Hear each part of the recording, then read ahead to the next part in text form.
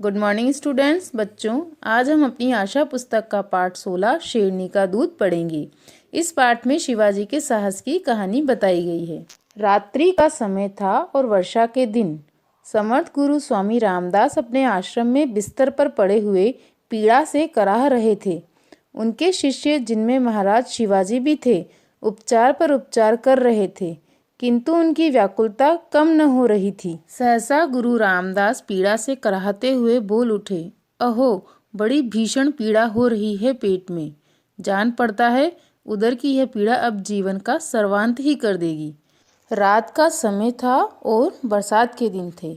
समर्थ गुरु स्वामी रामदास अपने आश्रम में बिस्तर पर पड़े हुए पीड़ा अर्थात दर्द से कराह रहे थे।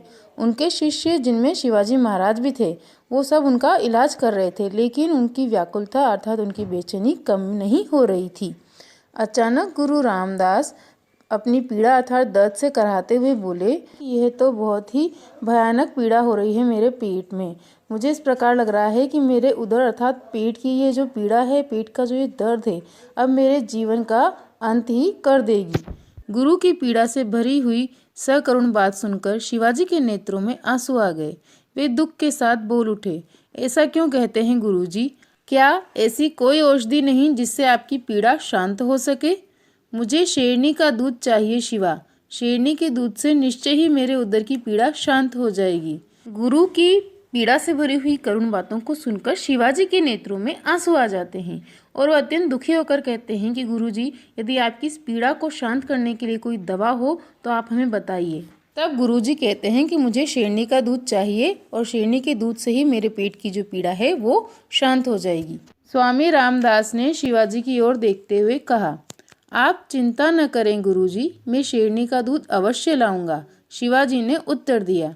शिवाजी स्वामी रामदास जी के चरणों को प्रणाम कर तथा एक पात्र लेकर वन की ओर चल पड़े। वन के मध्य भाग में पहुंचकर शिवाजी ने घंटों इधर उधर शेरनी की खोज की, किंतु शेरनी कहीं दिखाई न पड़ी।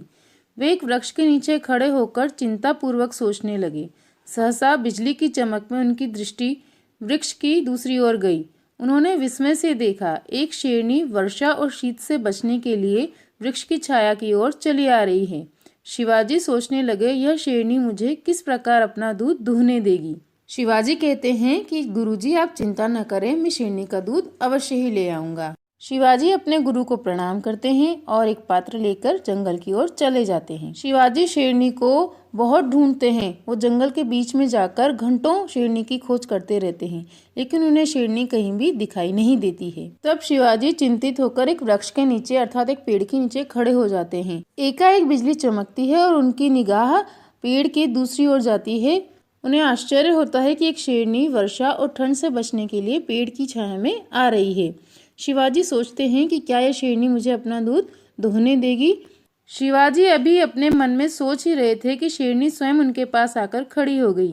शिवाजी के मन में आशा का संचार हुआ और वे बोल उठे, मेरे गुरु के पेट में भीषण दर्द हो रहा है। वन की रानी, क्या मैं औषधि के लिए तुम्हारा थोड़ा सा दूध ले सकता हूँ? शेरनी ने सिर हिलाकर अपनी स्वीकृति प्रकट की। शिवाजी प्रेम से उसकी पीठ पर हाथ फेरकर उसका दूध दूहने के लिए बैठ गए। वह शेरनी इस प्रकार चुपचाप खड़ी रही मानो गाय हो। शिवाजी ने दूध लाकर गुरु को दे दिया। गुरु ने उन्हें अपने हृदय से लगा लिया और कहा, तेरी साधना अवश्य सफल होगी शिवा। यही शिवाजी आगे चलकर मराठा राज्य के संस्थापक बने। शिवाजी सोच ही रहे थे कि शेरनी स्वयं उनके पास आकर खड़ी हो गई। तब शिवाजी ने शेरनी से कहा कि मेरे गुरु के पेट में बहुत ही भयानक दर्द हो रहा है। हे वन की रानी, क्या मैं दवा के रूप में तुम्हारा थोड़ा सा दूध ले सकता हूँ? तब शेरनी ने अपना सिर हिलाकर अपनी सहमति बता दी। शिवाजी ने प्रेम से उसके पीठ पर हाथ फेरा और उसका दूध दोहने लगे। शिवाजी दूध लाकर अपने गुरु को दे देते हैं। तब गुरु प्रसन्न होकर उन्हें अपने गले से लगा लेते हैं। यही साहसी शिवाजी आगे चलकर मराठा राज्य के संस्थापक बने। सीख, अगर व्यक्ति ठान ले तो कोई कार्य मुश्किल नहीं है। इस पाठ से हमें ये सीख मिलती है कि अगर व्यक्ति ठान ले तो कोई भी कार्य मुश्किल नहीं है। वो मुश्किलों को पार करके उस कार्य को पूर्ण कर सकता है। बच्चों, ये हमारा पाठ 16 शेरनी का दूध अब पूर्ण होता है। आप इसे फिर से पढ़िएगा। आज के लिए इतना ही। Thank you. Have a nice day.